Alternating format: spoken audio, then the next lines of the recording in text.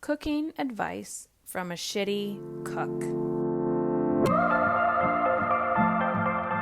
Hey, it's Heather Chauvin, wife, mother of 3 boys, former social worker, breadwinner, recovering hustler, and stage 4 cancer survivor.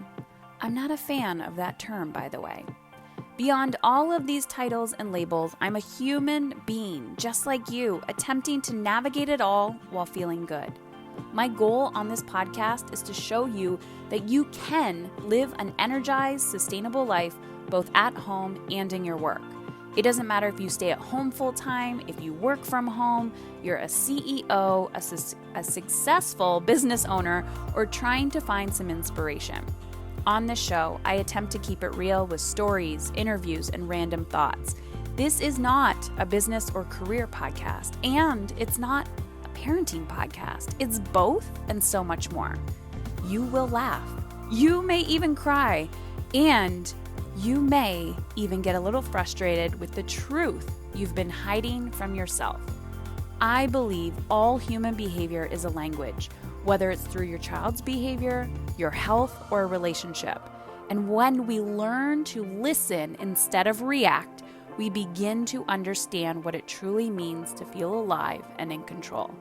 It's time to put your big girl pants on and find your brave. Let's go.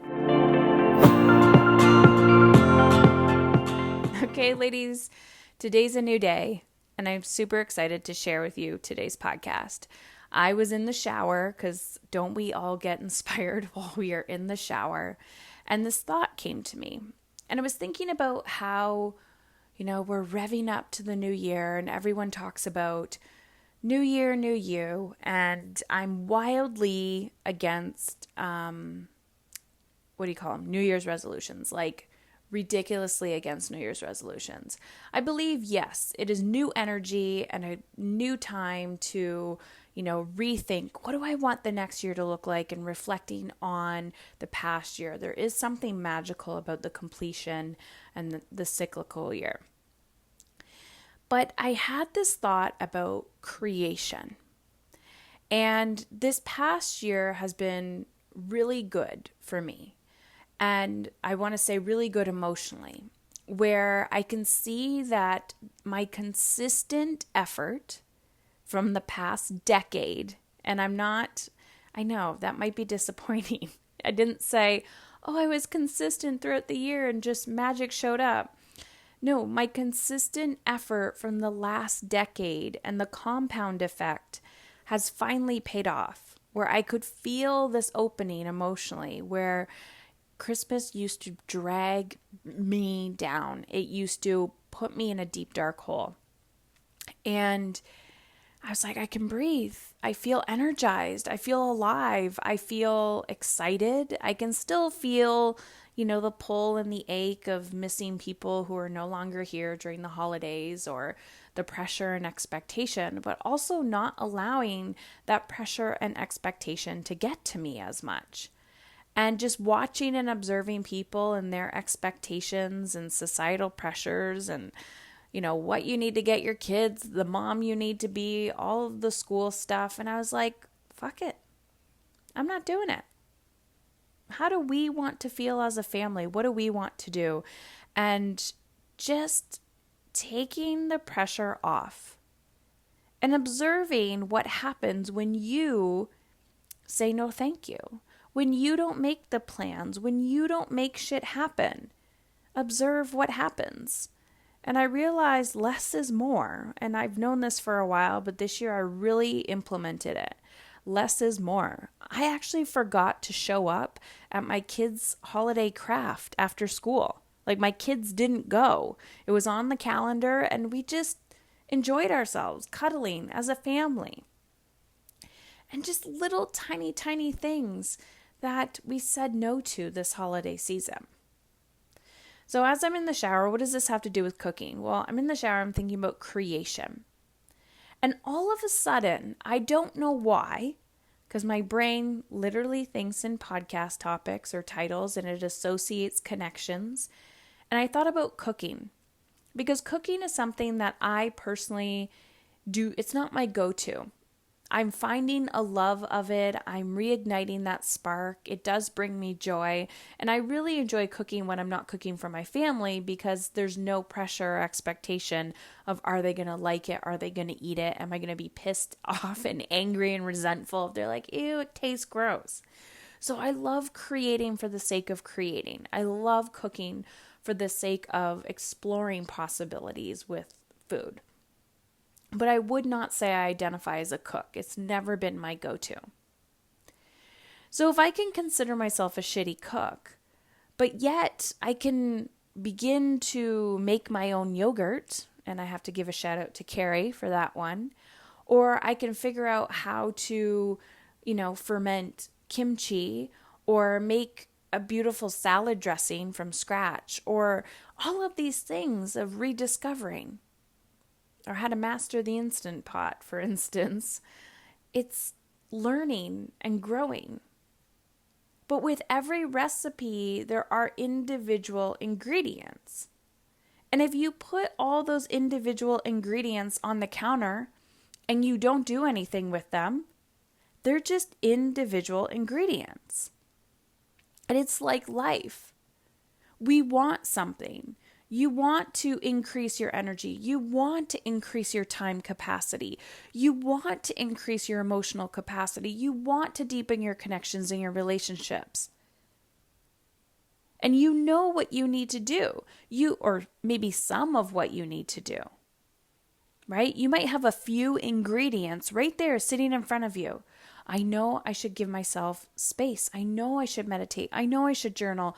I know I should go to the gym. I know I should eat better. I know I should stop responding to this person when they're, wanting me 24 hours a day. I know I should tell my boss to go fuck themselves and that I'm not going to be working 24 hours a day. I know. And by the way, don't tell your boss to go fuck themselves. What I meant is putting boundaries in place. But here's the thing. You might know what a few of ingredients are, but maybe they're secret ingredients. Who knows? Over this past year, I've been testing and challenging myself a lot and just making shit for the sake of making shit. And I posted a recipe on Instagram. It was these pumpkin cookies or something. Oh, sweet potato peanut butter cookies. I don't know if that sounds good to you or gross, but they looked amazing in the cookbook. And I made them and they taste like shit. And so I posted them before I actually ate them. I was like, oh, look what I'm making.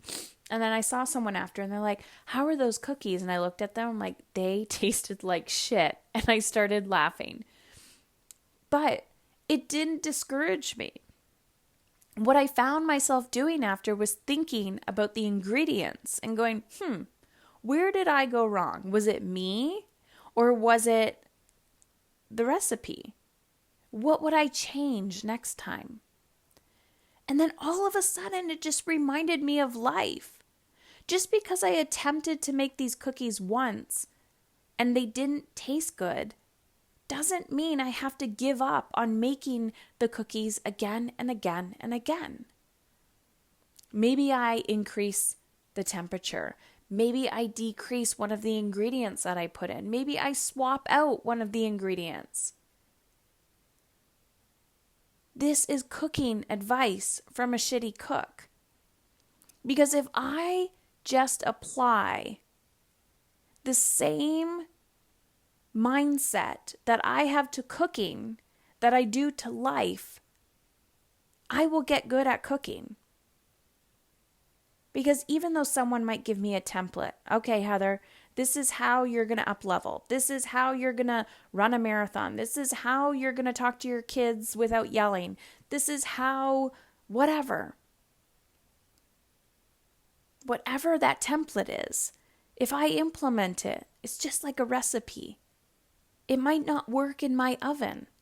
It might not work with my ingredients. I might not even like the way it tastes. So I refine it. But the lesson here is not to give up. And also I notice that people look at others and say, you're lucky.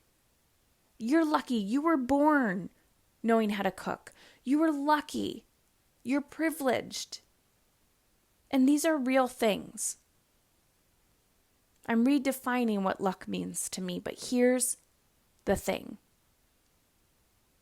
If you're listening to this and you think you don't have an opportunity in front of you, you do.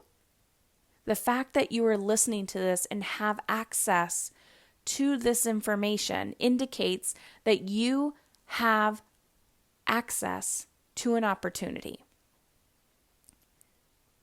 So the next step is to get out your ingredients and take step 1. Pour the dry ingredients into the bowl. Mix your wet ingredients and be brave enough to mix them together and put them in the oven. And whether they taste good or not, just know you tried. You showed up. But if you keep asking yourself every single day, how can I make it better? How can I make it better? How can I make it better? Rinse and repeat. Let it be messy. Let yourself get dirty. Fuck shit up. Burn it down and start over again. You are not a shitty cook. You are somebody learning to master the art of life. You can do this. Let's go. According to a study published on Fast Company, conducted at the University of Kansas, women are burning out at an alarming rate, even before having children. And that number rises with the additional responsibility of raising a family. And the gap between ambition and putting themselves in a position for promotion isn't going anywhere. Why, you ask? The world needs more empowered mothers, women who are willing to unlearn everything that they've been taught, women who are courageous enough to feel good and not feel guilty for it. I am living proof that you can feel alive, energized, peaceful, and put yourself on your own damn to-do list and make an even bigger impact in your children's lives and those around you. I want to show you how to think, how to act, how to behave, so you can step into that version of you that has been screaming for your attention. And the best part is, all you have to do is take the next step and invest 2 minutes of your time and book a complimentary call with someone on my team to see if my community and coaching is the right fit for your big vision. The relationships you desire, the money, time, and energy that you know deep down you are capable of creating. So head on over to heatherchauvin.com/let's talk.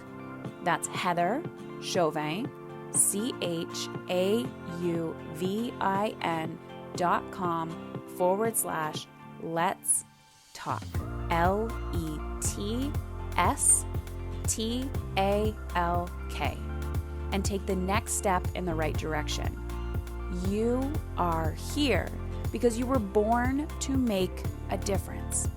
Taking a stand for how you feel means you are taking a stand for how your children show up as adults. You've got this. Let's go.